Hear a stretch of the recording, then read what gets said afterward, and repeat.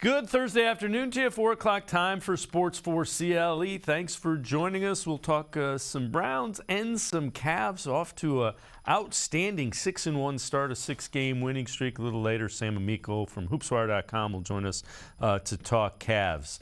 Browns on the bye week. They will play the Miami Dolphins a week from Sunday.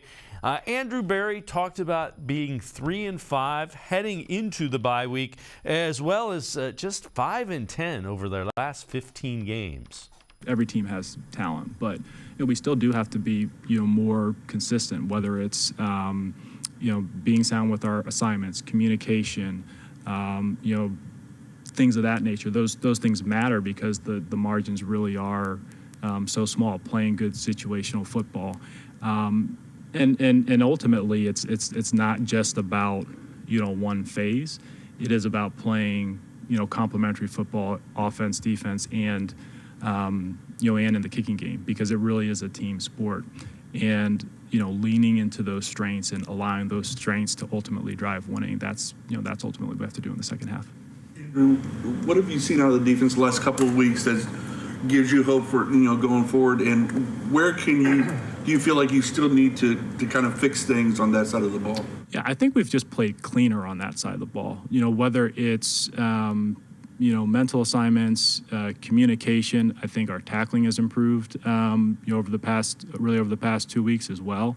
And that's where I give Joe and the defensive staff a lot of credit for really kind of focusing on and kind of ironing out some of those areas where we didn't do them quite as well through the early part of the season. So that side of the ball seems to be rounding into form, but we still have work to do.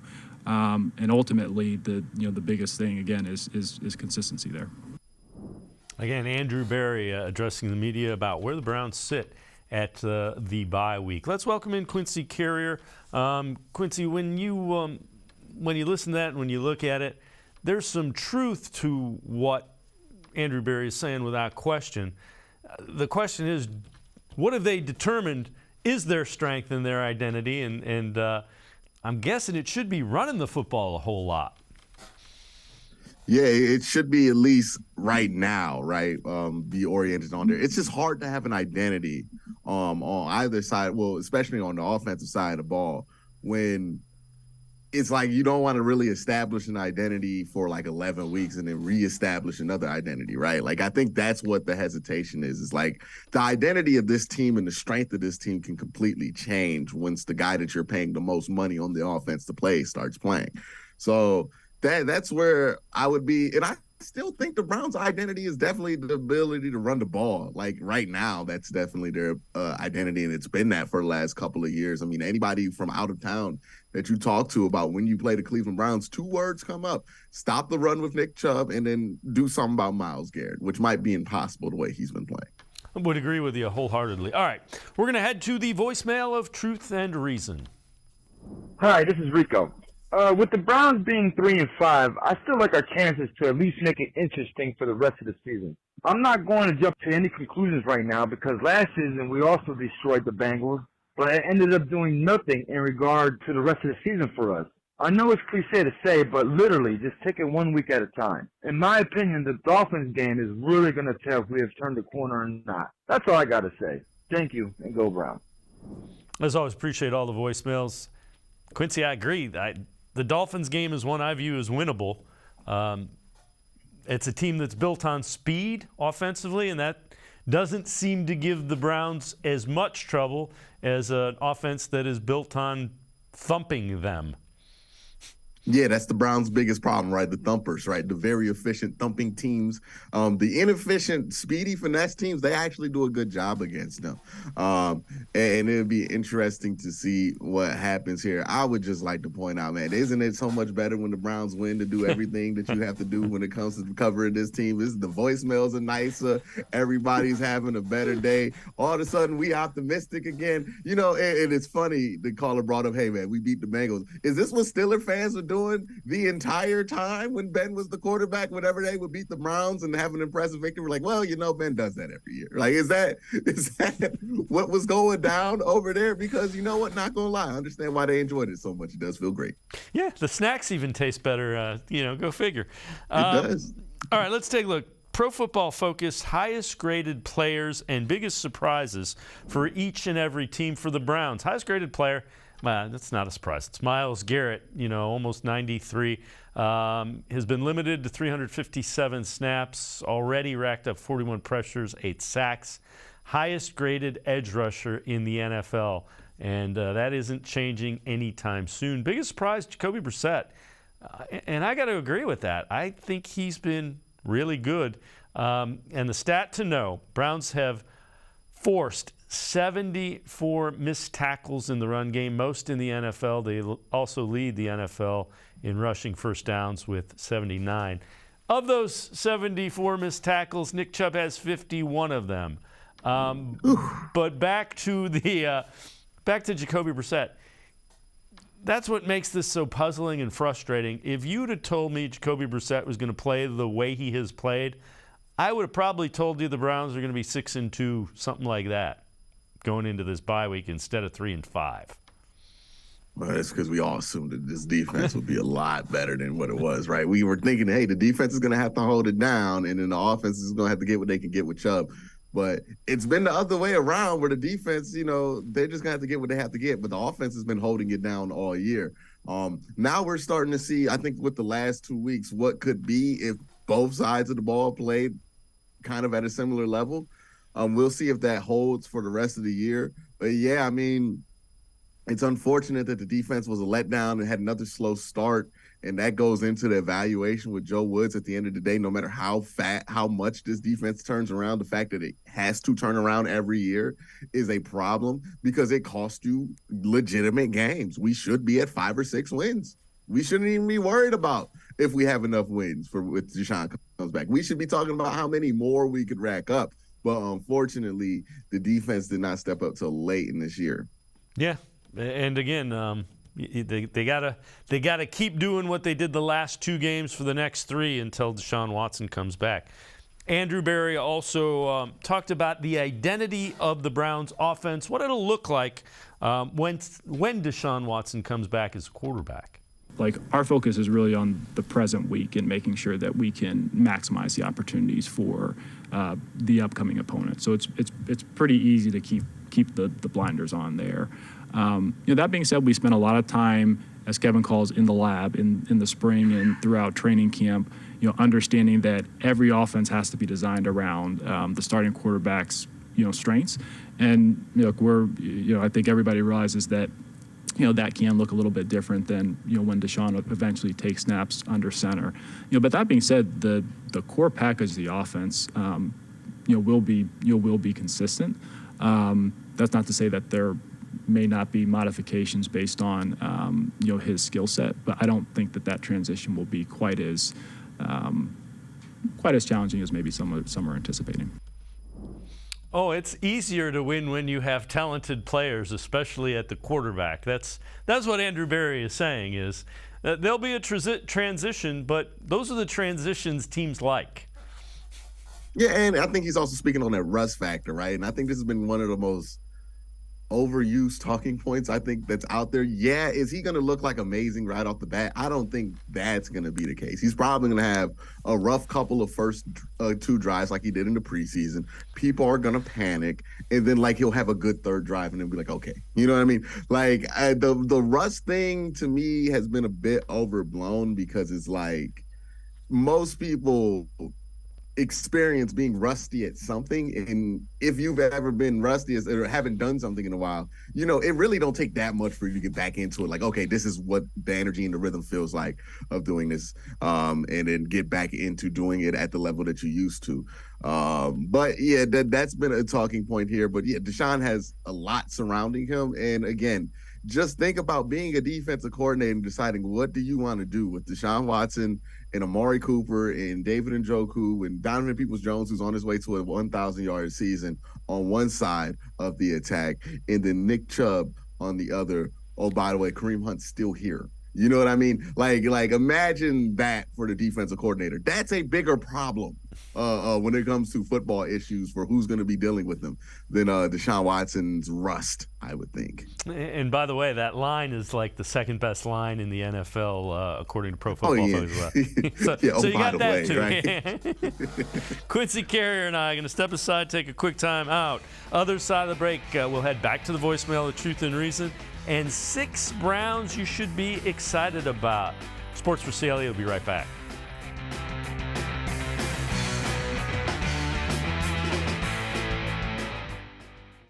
The Ohio Lottery Partners in Education program recognizes role model students and teachers from across Ohio. Nominations can now be done completely online. To nominate a deserving teacher or student, go to ohiolottery.com. In the About section, find Partners in Education. There you will find links to the nomination forms. Students kindergarten through 12th grade can be academic all-stars. Teachers can be honored as a Teacher of the Month. The Ohio Lottery Partners in Education, where stars shine. The Greater Cleveland Sports Hall of Fame celebrates the star athletes and notable sports figures who were born or have made their home in Greater Cleveland. It tells the story of discipline, commitment, perseverance, sportsmanship, and excellence in achievement. It encourages and inspires those who believe in sport and its direct impact on the well-being of our community. Go to clevelandsportshall.com or follow us on Twitter at GCLE Sports HOF for more details.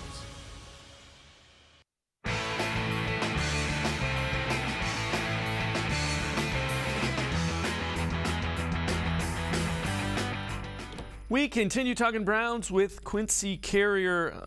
Let's head back to the voicemail of Truth and Reason.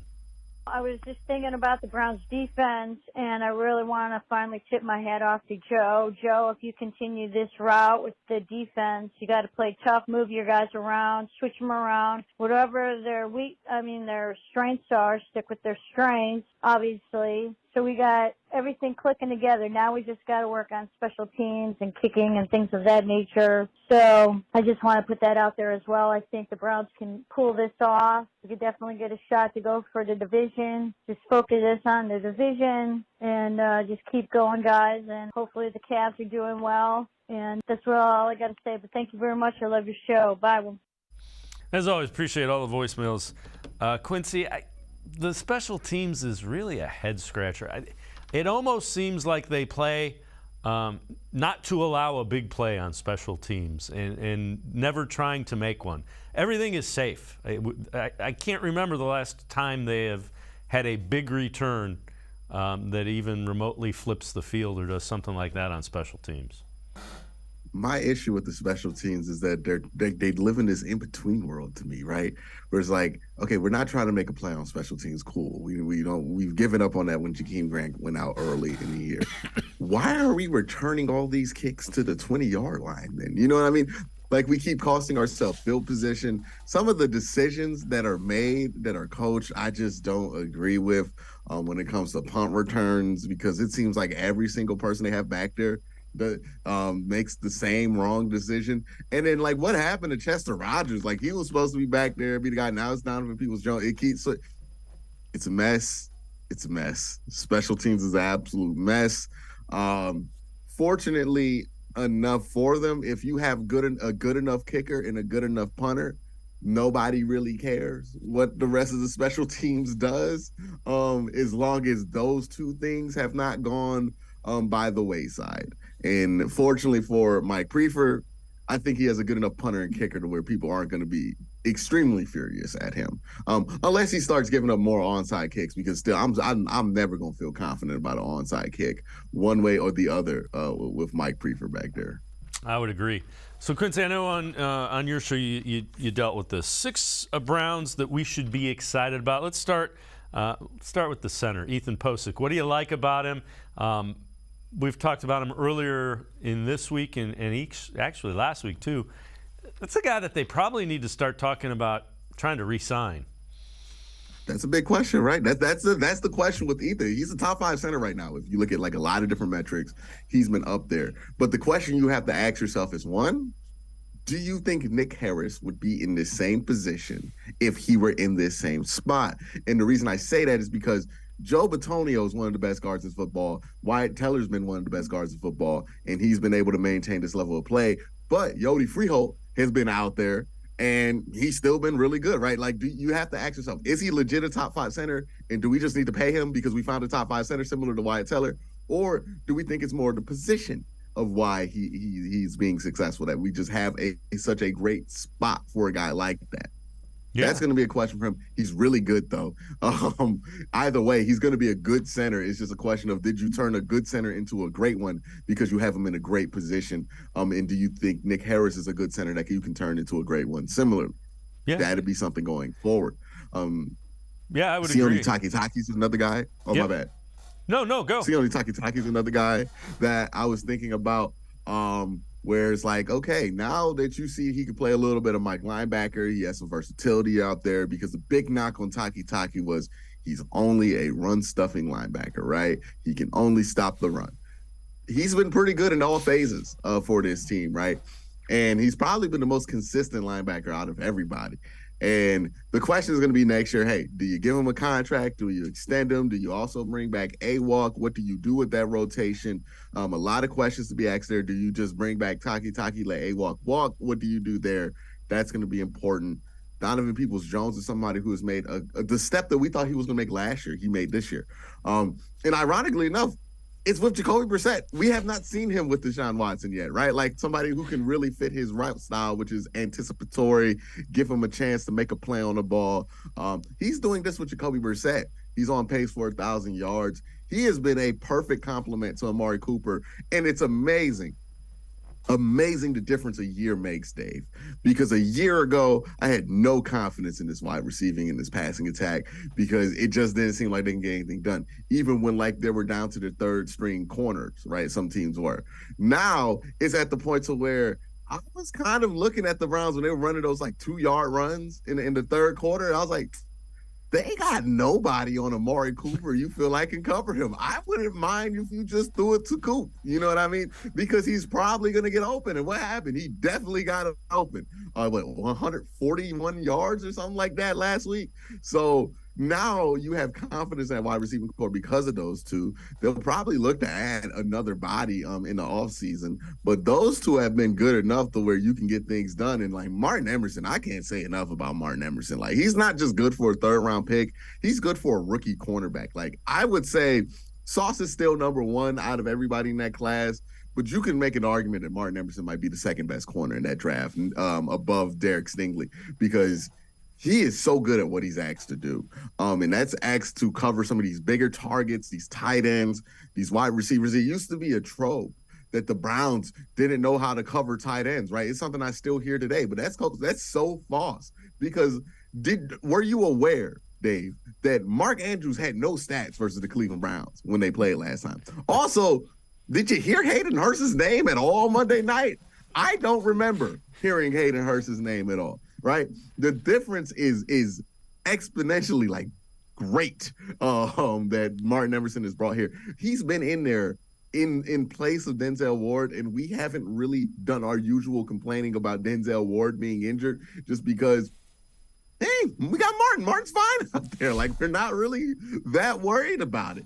And when a talent like Denzel Ward goes out and you're not that stressed about it because you have somebody who can step up, that tells you that you got something in 23 over there. Alex Wright has been phenomenal. I wasn't a fan of this pick coming out of UAB, but he's been an inside-outside guy. He was real useful last week, being able to use him as a 3-tech occasionally against these teams that can't run the ball. Look for him to be important against Tampa Bay. Look for him to be important next week versus Miami, and look for him to be important versus the Bills, right? Those are all three teams that aren't the greatest run the football teams in the NFL. So these next 3 weeks are going to be important for Alex Wright. What I've seen so far has been good. He seems like somebody who next year can take that step to being the guy that can cover for Jadeveon Clowney if you cannot keep him. And then Isaiah Thomas is going to be another important guy as that third man in that rotation. Now that you have those rotations in set, it's nice to see that the Browns can give Myles Garrett a breather like they did on Monday night, and the defense doesn't completely fall apart like it has in years past when it was like Porter Gustin and Joe Jackson out there, right? Now that you have IT out there and it's Alex Wright, and then you can bring on Clowney, or you can rotate Clowney in. Sometimes you can rotate Myles Garrett in. You have flexibility. So when Myles is in there, he's fresh. And boy, my goodness, a fresh Myles Garrett is one of the most terrifying things I have to think for an offensive tackle. Did you see the spin move that he put on Jonah Williams? Like, I don't know what you do about that. Like, that's one of those, like, I don't know if I can play in the league anymore. They're going to do stuff like this. Like, that was a Von Miller level spin move from a guy who's like twice the size as Von Miller. Like, that was incredible. But all those things aside, he's allowed to do those things because Alex Wright has stepped up, and a 7th round rookie in Isaiah Thomas has also stepped up. Yeah, those are two guys in Wright and Thomas that you want to see more of without question. This is also kind of interesting. So CBS Sports, players who should have been traded, and they say one of them is the Browns running back Kareem Hunt. So they have him going to the Rams for a 2023 compensatory 5th-round pick and Cam Akers, a running back who doesn't want to play in Los Angeles anymore. So, okay. I don't quite understand why the Browns would trade Kareem Hunt to get another running back. That doesn't make a whole lot of sense to me. Now, I know Akers is younger and under contract and all that, but they're pretty good at running back. They're pretty set at running back. Yeah, the idea that we need another running back is like, remember all those conversations we had at camp about like the last thing we need is another running back in this room. But yeah, that part of it doesn't make sense to me, and it might just be this guy's not too familiar with what's at the bottom of that depth chart at running back for the Cleveland Browns. But yeah, the ideal of trading Kareem Hunt would be, yeah, the draft pick would be fine, but it would be more or less of kind of like when they got rid of Carlos Hyde or Duke Johnson, where it's like, hey, we need to clear way so we can get this young guy, Nick Chubb. Remember number 31, Nick Chubb? We need to get him some playing time in a year. So that's why we made the trade, right? The draft compensation was secondary. It was more like there's no point in doing it. I don't even want the 5th round pick at that point because now I got somebody else. I got it. Like it's too much responsibility. The whole point of the trade was to clear some space. And I think that's probably what the impasse was for them was, hey, they want to give us a 5th and then a player, and we're like, no, we don't want the player, we want a 4th. And they weren't able to come to terms on that. Quincy Carrier and I are going to step aside to a quick time. Other side of the break, we'll hear more from Andrew Berry, specifically about the Browns defense. Sports4CLE, we'll be right back. Stay with us.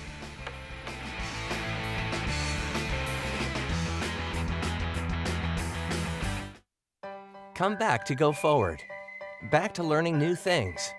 Back to pursuing your dreams.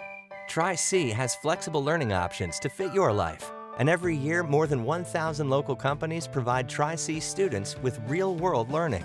The right education can boost your lifetime earning power by hundreds of thousands of dollars.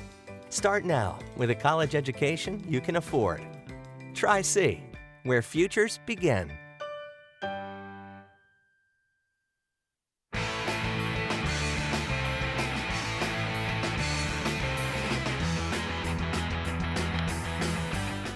We continue talking Browns with Quincy Carrier. Andrew Berry talked about the Browns defense. The question that he was asked, does their lack of size up front, specifically in the middle of that defense, is that causing some problems? It's no secret that our scheme and our defensive philosophy, how this system is designed, is more predicated on speed than size, and largely because of what we'll ask the defensive line or the second level to do in coverage, or how we really kind of move the front. Look, I think quite honestly there are just different philosophies in terms of how you can defend. There are some teams that prioritize size and more of like a two-gapping model, but I think it's probably less about how you do it, but more, do you do it well, and do you do the details well? And I think that's really what's probably changed a little bit over the last couple of weeks on that side of the ball. I just think that we've been a little bit more, fine-tuned and consistent in those areas. And Quincy, it makes sense.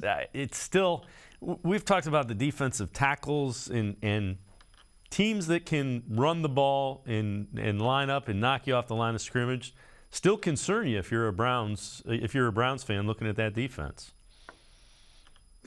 Yeah, I think their bet is that we can get away with it, right? Like that's what the bet is that we can ultimately get away with it because we're talented enough. And that bet, and honestly, the only time where that bet blew up in their face is when they didn't have Myles Garrett and Jadeveon Clowney for a game. And I think that's the biggest problem with it is like they're betting on teams to say, hey, we're not going to run the ball at Jadeveon Clowney and Myles Garrett 20 times a game. Like, that's just not what we're going to do. Even if we think we can do it, we're not going to do it because we don't want to put the ball near those two guys that often. But some teams have been creative enough, like the Chargers, to figure out how to run at them without having to run at Myles and Jadeveon, right? Like some pin pull strategies and things like that, or some just straight up misdirection. But yeah, that's the bet that the Browns are going to make. It's a solid bet. And the truth of the matter is that we're at the point now of our build where like we think of the team as building infinitely and we're going to have every cover for every weakness on this team. But the reality is you're just going to have some weaknesses. Every team does. Even the Bills have weaknesses. The Chiefs have weaknesses. Everybody's going to have weaknesses because you can't design strength on everything. And this is one of those points to where, hey, they're sacrificing some of the stability in the middle, right, to be able to stop some middle runs, to be able to be laterally dominant. And that's the bet. And they got to win on those bets to make it make sense for that weakness to not really hurt you. And that's what happened in the first 5 weeks of the season. They weren't winning enough on those bets. But, yeah, that's the gamble that they're taking. And at some point, you just got to pick a strength and you got to pick a weakness. Yeah. And in fairness, a lot gets erased when you have an elite quarterback, and the Browns believe one of those is coming in Week 11, so we'll see. This is also kind of interesting. So it's Anthony Reinhardt's tweet. Net EPA gained lost on the giveaway takeaway chart. Now the Browns, you see them at the bottom there, and they are 21st as they have 12 giveaways, 8 takeaways. You see at the top, the Eagles, that's the lone unbeaten team. You want to be higher on this is, I guess, the bottom line. The teams that are down below, although the Dolphins, who are having a pretty good thing, are below the Browns. But the Browns focus on this giveaway takeaway. This is, again, net EPA gained and lost. So their focus on the giveaway takeaway is not working, and it's really not working. They got to find a way to turn the ball over more and to add points relative to those turnovers. That's a quick way to win. Yeah, and it's like one of the issues that they've had is the games where they've been able to get turnovers, the offense has had turnovers, right? Like it's been one of those weird seasons where they get a turnover against the Falcons and then like we fumble the ball right away. Or we get a turnover versus the Bengals and then we get a block kick, and then Amari Cooper throws an interception when he should never be in that position, right? That's been the issue with this team is like they've been able to get some turnovers in some games, but they're not able to capitalize on them without giving up another turnover later in that game. So they got to figure out why that's happening. It might just be bad luck, or it might be something mental with the team, but that's been an issue with them. They have not gotten +2 in a single game so far this season, and that's why the record is 3-5. All right, this is from Dog Pound Daily. 5 Browns who have disappointed in the first 8 games of this season. Number 5, it's actually 2 of them, Anthony Schwartz and David Bell, the wide receivers. Number 4, defensive tackle Jordan Elliott. Number 3, cornerback Denzel Ward. Now, in fairness to him, he's missed the last 3 with a concussion. Number 2, safety Grant Delpit. And number 1, offensive lineman Jedrick Wills. Yeah, that kind of opened my eyes too. He hasn't been great, but I don't think he's been horrible either. I'm just gonna stay out this Jedrick Wills discourse, man, because he's been all right. Like hasn't been. He's had like a couple of bad games, but then he's also had a couple of great games this year. With Jed, it's one of those things to where sometimes you can't take the discourse seriously because I remember how people used to talk about Joe Thomas when he was here. And it wasn't always in this positive light, like people would act like Joe. So sometimes I just don't get some of the discourse around some of the line of scrimmage players. We've had this conversation this year about Myles Garrett when that was ridiculous. Now we're doing it with Jed, and Jed's not Myles Garrett on the left side at all, but he's a top 15 tackle. So, I don't get that placement. I don't think he's been the most disappointing player. I would say if you're going to put anybody there, you could say Denzel Ward because he got a new contract. He was legitimately one of the best 3 corners in football last year. And even when he's played, he's been more of a part of the problem than any part of the solution, which is massively disappointing for somebody like that. Jed has been about what Jed's been the last 2 years. I don't know how he gets to disappointing. But yeah, I guess people are seeing things differently than me. It is what it is. But I think that's an interesting one. Grant Delpit's another one where he's flashed in some games. And he's had disappointments in others. And yeah, Anthony Schwartz, like I don't want to say Anthony Schwartz is a disappointment because I never had high expectations of Anthony Schwartz to begin with. I don't think there were ever any points, no disrespect to him, to have those high expectations because it's not like he's flashed on a consistent basis. And David Bell, I would reserve my judgment on David Bell until we see him with somebody who can more routinely get to their third and fourth read in progression. So we'll see. We'll see. I think some of these are a bit premature. I would say Denzel does deserve his name on this list because even before the concussion, he was pretty disappointing. Quincy Carrier and I are going to step aside, take one more time out. Other side of the break, we'll head back to the voicemail of Truth and Reason. We'll also hear from Andrew Berry, Sports4CLE. Be right back. Stay with us.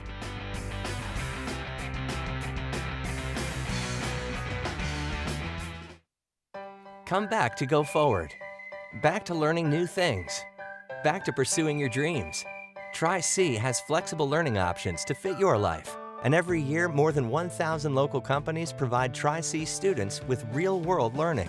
The right education can boost your lifetime earning power by hundreds of thousands of dollars. Start now with a college education you can afford. Tri-C, where futures begin.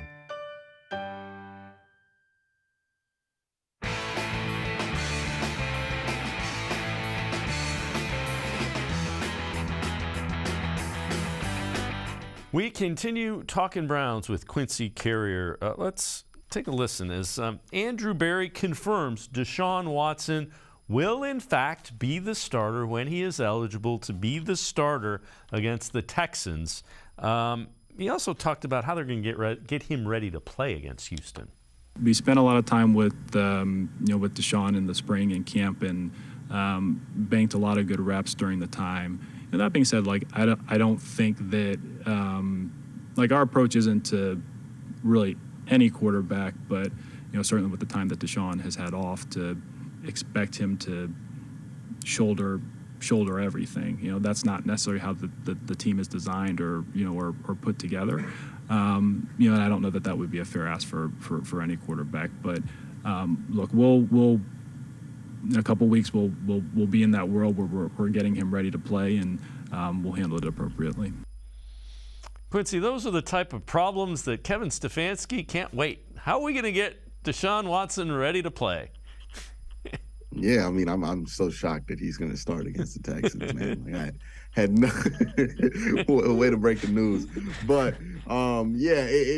it's going to be interesting to see how he incorporates him. But boy, that's one of them good problems, right? Like, oh man, how are we going to incorporate this guy that scares other defenses? I think that's going to be one of those things that Kevin looks forward to working on if he hasn't worked on them before, right? There are some problems in life that you can't help but want to work on before they pop up because you're excited about the possibility of them popping up. And incorporating a franchise quarterback into your roster, that's probably one of those things. Yeah. So, yeah, I would imagine Kevin, I mean, if he hasn't spent a lot of time thinking about it, he probably has. I think he's ready for the challenge. I think building wide. I think, look, when you're adding a name like Deshaun Watson to the team in the middle of the year, everybody's been thinking about that for the whole year, right? Amari Cooper's been thinking, hey, man, when Deshaun gets back, this is going to be open for me. That's going to be open for me. Nick Chubb's thinking, hey, man, maybe some of these boxes light. Like, everybody is going through this season thinking, okay, when Deshaun Watson's here, things are going to get a little bit easier or things are going to be a little bit different. But they've been preparing themselves for this because we've known this is on the horizon since March. All right, you mentioned Nick Chubb, and take a look at his numbers through 8 games. 841 rushing yards, first in the NFL. 10 rushing touchdowns, first in the NFL. 9 rushes of 20-plus yards, first in the NFL. 27 rushes of 10-plus yards, first in the NFL. 39 rushes for a first down. That's also first in the NFL. So he's on pace to rush for almost 1,800 yards and 21 rushing touchdowns. And keep in mind, that's with Jacoby Brissett as the starting quarterback and heavy boxes.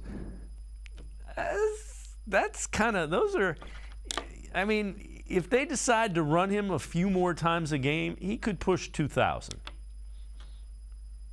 Yeah, he really could. I mean, and not many people can. It's going to be interesting, right? Because, like, my whole thing with Nick Chubb is like, hey, I don't know if his production changes when Deshaun's out there, but his efficiency most certainly will. But he's so efficient. He's at like 5 yards a carry already. It's hard to imagine he has a whole season where he's at like 6 point something, but that could very well be the possibility because he might not get the carries in some of these games, or he might still get the carries. Maybe the game plan stays the same except for they got higher execution at the quarterback position. It is going to be immensely interesting to see how this goes. What is the run-pass split when Deshaun Watson's out there? What do defenses do? That's going to be the most important thing, right? What do defenses do when presented with that conflict, right? Deshaun and Nick Chubb, and how does Nick Chubb run out of these pistol sets where he's probably going to have to get more comfortable running out of, because if you have Deshaun there as a running threat, to split the box even more than it would with Deshaun's throwing threat, you want to have him in that pistol threat. It's just so much you got to worry about as a defense. I'm like, I wonder how they're going to look at this and try to solve these problems, because there are a lot of problems. Like, you thought Marcus Mariota gave the Browns issues because he could pull it out and do the RPO stuff. Or imagine that not being Marcus Mariota and being not Lamar Jackson, Deshaun Watson, who you respect more as a passer. Like, they have some interesting things coming up. The misdirection stuff is going to be very lethal with this team. It's going to be interesting to see how this offense looks. Yeah, and again, it's something to look forward to. They got to find a way to get a couple of games before he gets back. Andrew Berry talked about retaining cap flexibility rather than using it to acquire veteran depth that could help right now. Here's Andrew Berry on that balance. Yeah, I think all those decisions from year to year are kind of really just dependent on where you are with your team. Like, in terms of the cap space we always look at over like a multi-year period. So there are some years where you'll be relatively tighter. There are some years where you'll have a little bit more room. That's probably the simple way to state it without being too too technical. And Quincy, that's one of the reasons that you can't go out and sign. You've got Deshaun Watson's contract. You've got Denzel Ward's contract. There are contracts that are due, and they're going to roll over that $33 million that they are under the cap, so that they're not crunched with the cap next year. Yeah, and they got to make sure that they retain some flexibility, because while it would be nice to solve some of these problems this year to make the most out of it, the real thing that you're worried about is, hey, if we have problems next year where this thing's kind of set and Deshaun's in there for the whole year and we feel like we have a really good chance to do what we want to do as far as wins and losses and postseason success, we have to retain some flexibility that if some issues pop up, or if a devastating injury pops up, knock on wood, during that season, that we have the resources to replace it in that year, right? And that's what I think Andrew's talking about, is you can't go all in on this year just because it's such a gamble to even know if you're going to be able to get to the point where it matters at the end of the year when Deshaun steps in. But next year, you want that flexibility, especially since his contract kicks in, especially since things get a little bit more serious next year. All right, before I let you go, you got a one-chip challenge coming up, so I have to wish you the best of luck as you take that on. Browns Nation, Dog Pound, y'all failed me. Y'all let me down. If I'm not here next Thursday, just know it's your fault. No, I'm just playing. Quincy Carrier, is always great stuff, man. Appreciate the time and the insight. Thanks very much, Quincy.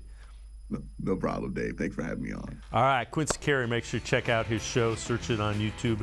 It is a good one on Browns coverage. We're going to step aside, take a quick time out. We're going to turn our attention to the Cavs. Sam Amico, hoopswire.com, straight ahead. Cavs off to a great start.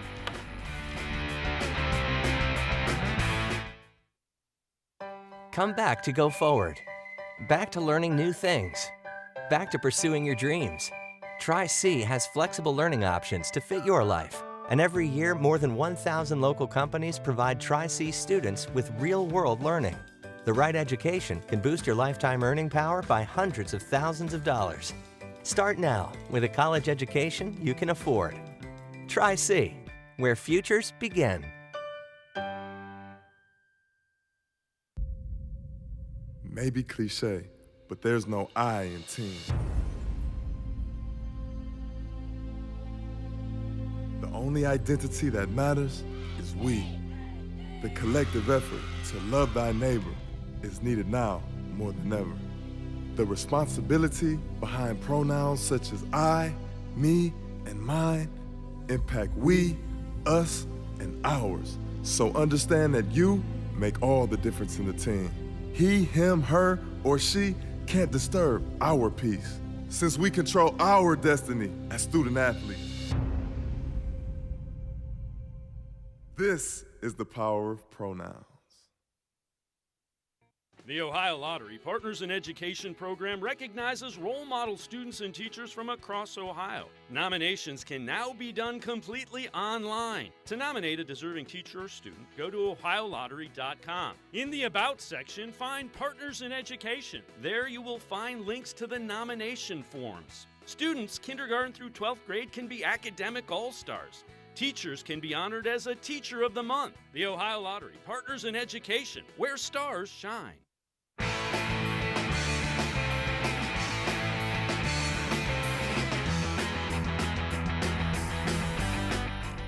We turn our attention to the Cavs, off to a great start to this NBA season, 6-1 on the year. Take a listen to ESPN's basketball analyst Tim Legler's thoughts on the Cavs.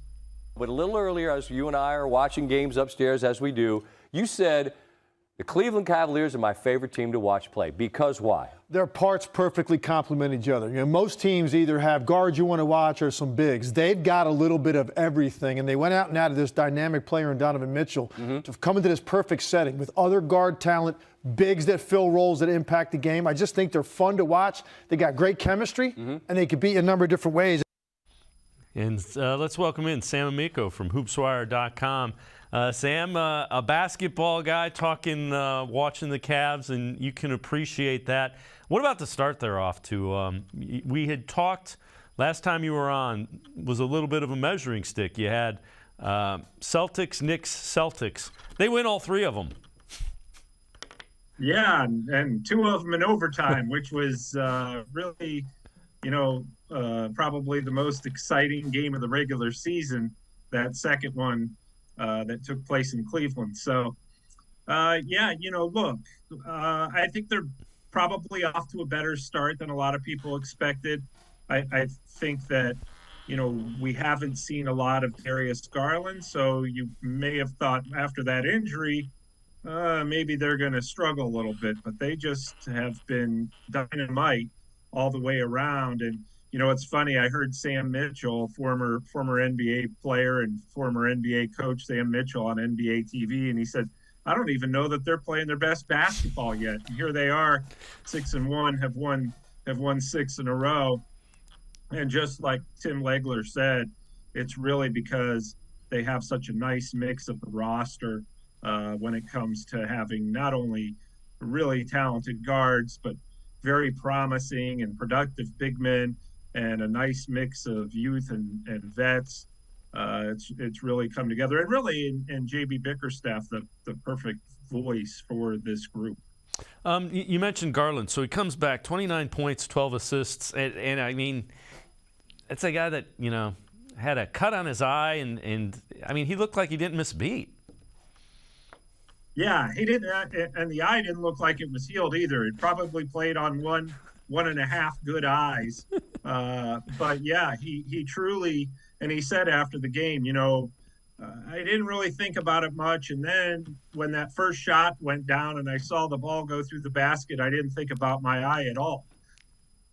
So, just the fact that he was able to not only come back and perform reasonably well, he came back and looked like an all-star right off the bat, right out of the gate, which was a very promising sign. Looked like a great fit next to Donovan Mitchell, which, would have been understandable had it taken these two guys, both all-stars, some time to kind of develop a chemistry.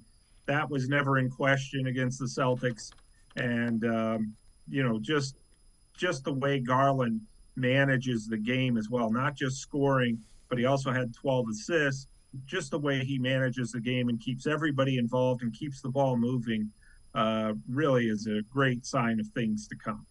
So former NBA player, former Cav as well, current NBA analyst, Kendrick Perkins, tweeted this out. It's kind of interesting. So I said it once, I'll say it again. Cavs got the best starting five in the league, and his line is carry the hell on. What do you think? Yeah, can you make a case that the Cavs do have the best starting five in the NBA? That's Kendrick for you. He's going to tell it like it is, whether you agree or not. I think that, without having a sheet in front of me of everybody's starting five, I would certainly think they're up there, because you do have Jared Allen, who made the All-Star team last season. A lot of people forget about him, but he was so vital, so many moments in that game against the Celtics. He's not going to score a ton of points, but he's going to get you anywhere from 12 to 16 most nights. And then he's going to get you anywhere from 8 to 15 rebounds. And really the biggest difference he makes is not just blocking shots, but really altering them. Such a huge difference when it comes to, having an impact on the game on the defensive end. Evan Mobley, same type of deal, probably obviously a little bit more skilled offensively.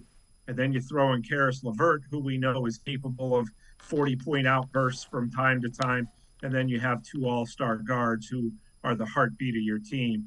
That is very difficult as a starting five to, put somebody else on paper up against that starting five and say they have a better one. So maybe Perk is on to something there. How do they get better? The other thing is you're getting pretty good play from Cedi Osman as well as Kevin Love. How do they improve? What areas can they improve in as you look forward? Yeah, Cedi and Kevin Love and Dean Wade has really progressed nicely this season. As far as improvement, they're going to need, nitpicking here, but they're going to need probably some help from the backup point guard spot to relieve their guards, Mitchell and Garland. We know Ricky Rubio is supposedly coming back around the first of the year. Hopefully he's in a position after being out for a year with, after knee surgery to come in and help right away. Raul Neto, nice player after struggling that first game against the Raptors. He's contributed when healthy. And that's really the main thing. I think everywhere else, they're pretty much set. They could probably use a little more reliable, consistent scoring off the bench from any position, whether that's, a small forward or, a swing type player.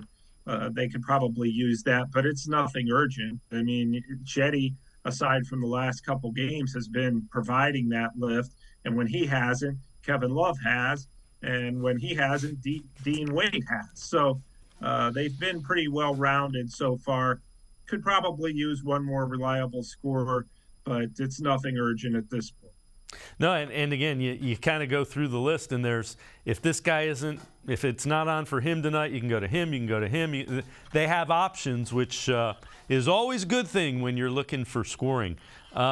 Sam Amico from hoopswire.com and I going to step aside, take a quick timeout. Other side of the break, we continue talking Cavs. Sports for CLE. We'll be right back. Stay with us.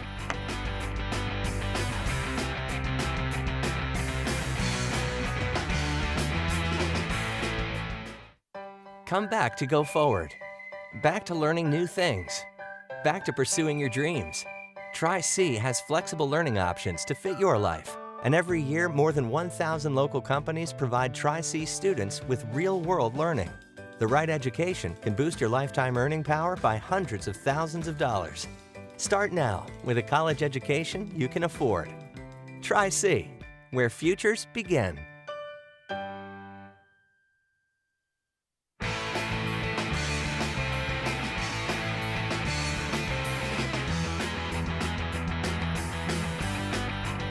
We continue talking Cavs with Sam Amico from hoopswire.com. We're going to go back. Tim Legler talking about the mix of guard play and big men for the Cavs. This is simple ball screen action, and Darius Garland, first game back since opening night. What a difference he makes. Oh, my goodness. He is a special offensive talent. It's going to be a ball screen, and Mobley's going to roll to the rim. Pretty innocuous play for the most part. A little bit of a switch. Marcus Smart does a great job of getting back and fighting off this lob. Here's why I point this out. This is a young big catching the basketball, and look where he is. He's basically out of bounds when he catches this, and there is a ton of traffic around, but he bails the play out by keeping it alive, getting it out to the shooter. The shot is missed, but again, take a look at the bigs. All right, first you got Jarrett Allen here arm wrestling, some people occupying. Here's what I want you to focus on. Mobley comes from out of bounds and does not quit on the play. He's going to go get this thing on the other side of the rim, and then my man Darius Garland is going to walk into a three. And look at the score. There's a tie game of 4 minutes to go against the team that represented the East in the finals a year ago. And Sam Amico, that's really good stuff. Kind of a critical point in that game. And it shows you kind of the savvy of Evan Mobley. Yeah, he came in as a rookie last season, and I remember a lot of opposing coaches saying, this guy looks like a veteran type player. He's got, he's not timid. He's not out of sorts. He looks very comfortable, which was a very promising sign for a guy who was playing in his first NBA season. There's usually an adjustment there. And those are the type of plays, that not only he makes, but that other members of the team have made those type of winning plays. We heard J.B. Bickerstaff, or we hear him say a lot, about Donovan Mitchell. He's a guy who's just going to refuse to let us lose. And it really seems like everybody is in tune with that all the way across the board. When you're talking about Mobley, Allen, Garland, LeVert, Mitchell, Wade, Love, Jetty, Isaac Okoro, there's 9 guys who really, and there's probably a couple more in there, but there's 9 guys right there already who are very determined when it comes to, being able to just not lose. A lot of times that sounds crazy, like guys never want to lose on any team, and they don't. But do they do the things necessary? Are they willing to do the things necessary, like we just saw Mobley do, to make sure that you have an even better shot to win the game, as opposed to just going out and saying, well, we don't want to lose. Let's play our best, our hardest, and see what happens. These are guys taking the extra steps. And again, I give credit to J.B. Bickerstaff, for Kobe Altman, president of basketball operations, for creating this culture and getting players who have this type of mindset. So Cavs go and play Detroit, and then on Friday, so tomorrow, then they go a West Coast trip, L.A., Golden State, both L.A.s. What do you want to see? Is that another step? A young team, West Coast, and that kind of stuff. Is that another challenge, you think, for this group of younger guys? Yeah, we think the Cavs have seen a measuring stick with 2 games against the Celtics. Just wait till they, go out next week on a West Coast swing and face the defending champions. Not to mention they've always struggled. I know the Lakers have not been very good, but the Cavs have always struggled facing old friend LeBron James. Have not had much success against him. They've got to do it in Los Angeles, so those are all games that are very difficult trip early in the season. Clippers are no slouches themselves, and even the Pistons have had their moments and you're playing them on the road.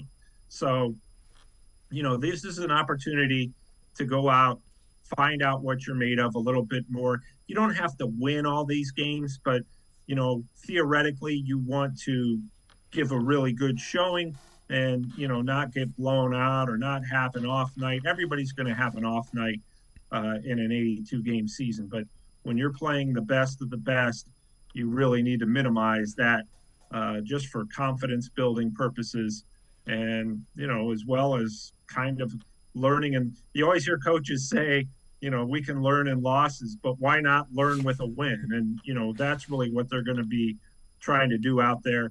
You go out there and you win a couple games, you're really going to feel good about yourselves and thinking, what, we are really the real deal in the Eastern Conference and are going to have a good shot to get out of it. Yeah, and again, a 6-game winning streak, 6-1 on the year. Let's go back and listen. Tim Legler made a really good point. This is how he feels the Cavs are different this year than they were last. Marcus Smart's going to spin out. Look at the timing on this. Jarrett Allen is your last line of defense. He's one of your lead shot blockers. This thing is above the square, but it's what happens after that, Scott, that I want to focus on. They didn't have this element last year. Donovan Mitchell's going to peel out. The ball's going to come here to Garland up the floor. You didn't have this finishing ability with one of your wings. You can take a look at Donovan Mitchell right away. Look at this. Already pointing. He's already asking for the lob, and he's about 45 feet away because he knows it's going to be very difficult for both of these defenders to get back and protect and stop basketball. You see Garland is looking at him the entire way, and he's just going to throw this thing up. And that's special. That's your guard, 2-guard finishing again. It's a 1-point game with 3:45 to go. So to get out in the open floor. I loved this team last year. We talked about at the beginning of the season. Yep. And you went out and you added a guy in Mitchell who at times late in Utah, you question his shot making, his shot selection, his playmaking ability because it was all in his lap. Sure. It's not the case here. He could do things physically they didn't have last year, but it's not all on him. And that's why I think this is going to be a team we're going to talk about all year. And Sam, I felt it when they traded for him and seeing it in action. They got something going on there, and I think they're going to ascend because the younger guys are going to figure it out as the season goes on as well. Yeah, like I said earlier, Sam Mitchell and a couple other people have said they're probably not even playing their best yet because they're still getting used to each other, and Donovan Mitchell's still getting used to his new teammates. But Tim Legler is right. First of all, Cavs fans probably loved seeing that play from alley-oop from Garland to Mitchell. That's what you'd been dreaming about when they made the trade. But yeah, you talk about last season and how the Cavaliers really were kind of, the most pleasant surprise in the NBA until all the injuries occurred toward the end, in which they, nobody was really expecting them to make the playoffs. They didn't make the playoffs, but they finished with the number 8 seed in the East despite all the injuries. And they really started to build something very promising. Well, you're right, Dave. Going out and getting Donovan Mitchell, and to me, and I've seen him play before, this may be the best 7-game stretch of his career. And he's had a dynamic career, 3-time All-Star guy who's been to the playoffs. He just has brought something else that he didn't have in Utah. He didn't have these type of teammates in Utah either. He had a couple of nice teammates here. He's got, guys who Mobley has the potential to be an all-star. Jarrett Allen was an all-star. Darius Garland was an all-star. Veteran and Kevin Love, who's won a title. I mean, just that alone really is kind of a nice setup for Mitchell, and he's really been capitalizing on it. So, yeah, the best should be yet to come with this group because, remember, their core is very young, and usually young teams don't get it done, but they've really been getting it done, and really you compare them to some of the other young rosters, younger teams, you have to think the Cavs have the brightest future of the bunch. All right, before I let you go, take a look at this. This is from StatMuse, and it's on Donovan Mitchell, the guy that we've been talking about. So far this season, career high in points, career high in assists, career high in steals, career high in blocks, career high in field goal percentage, career high in 3-point percentage as well. And he's leading the NBA in quote-unquote clutch points. So that kind of backs up what you're talking about his best 7-game stretch of his career. Yes, it is. Yeah, other than all those things, he's not very good. But I just think that that's it. You know, you talk about a guy who you were kind of wondering, you know, anytime there's a trade, is he going to be comfortable? Is he going to be a fit? And frankly, Dave, I think he's been better already than the Cavs were ever expecting him to be. And they expected him to be pretty good.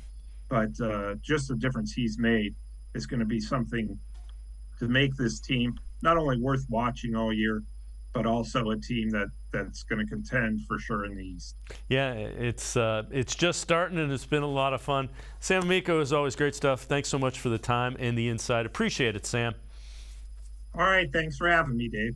All right, Sam Amico, hoopswire.com. Check him out. NBA info as well as in-depth Cavs info. That's going to do it for this edition of Sports for CLE. See you back here tomorrow at 4 o'clock. Have a great night, everybody. See you tomorrow at 4 on Sports for CLE.